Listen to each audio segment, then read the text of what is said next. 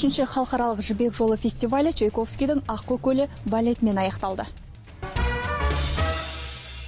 Осыдан 2 ай бұрын үшінші халықаралық жібек жолы фестивалінің шымылдығы Абай операсымен ашылған болатын. Ал бүгін әлемдік хореография жауһары Аққу көлі балетімен фестиваль аяқталмақ. Қойылым зұлым күштің ықпалымен құсқа айналатын қыз туралы. Балетке Зигфрид Ханзада мен Адетта Ханшайымның арасындағы сенім мен сезім туралы әдемі аңыз арқау болған. Бұл қойылымда Ханзаданың рөлін алғаш рет Астана опера театрының солисі, көптеген халықаралық байқаулардың лауреаты Олжас Тарланов сомдады.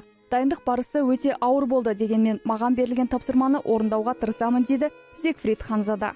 Астана опера театрының ұжымы маған үлкен мүмкіндік берді. Сенім артып басты рөлді бергендеріне қуаныштымын.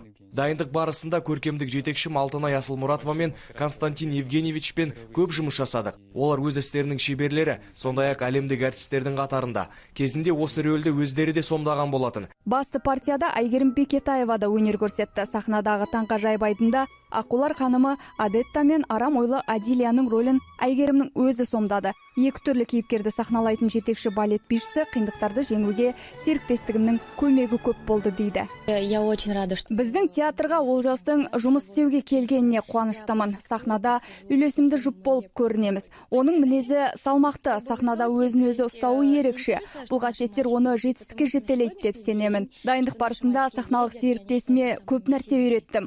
Жылдам жаттап алады. Әртіс үшін ең маңыздысы да осы.